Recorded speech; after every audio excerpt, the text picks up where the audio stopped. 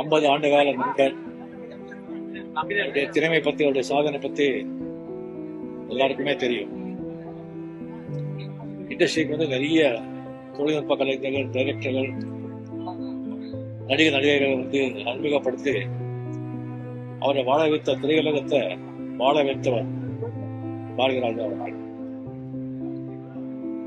அது மட்டும் இல்ல, டைரக்டர்ஸ் ஆகட்டும், ப்ரொடியூசர்ஸ் ஆகட்டும், சினிமா இண்டஸ்ட்ரியில யாருக்கு ஒரு ப்ராப்ளம் வந்தா கூட முதல்ல வந்து குரல் கொடுத்து அவருக்காக போராடியவர் பாரதிராஜா அவர்கள்.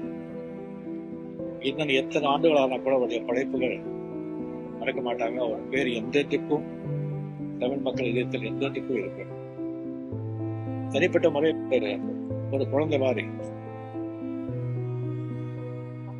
உள்ள எல்லாருக்கும் அதை வந்து ஓப்பனா சொல்லிடுவார். பிடிச்சா பிடிச்சது, இல்லைன்னா இல்லை.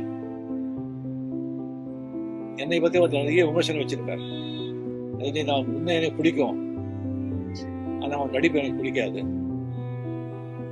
அப்படின்னு சொல்லுவார். அவர்கிட்ட இருந்தாலே வந்து அவ்வளோ ஒரு சந்தோஷமா இருக்கும், அவ்வளோ ஒரு மகிழ்ச்சியா இருக்கும். அவ்வளோ வந்து ஓப்பனா அவ்வளோ நல்லா பேசுறவங்க யாருமே இருக்கவே மாட்டாங்க. அதனாலதான் மறைஞ்ச புரட்சித் தலைவர் எம்ஜிஆர் அவர்கள், டாக்டர் கலைஞர் அவர்கள், நடிகர் தலைவர் சிவாஜி சார் அவர்கள், எல்லாருக்குமே அவர் வந்து அவ்வளோ ஒரு நட்பு, அவ்வளோ அன்போட இருந்தவர்.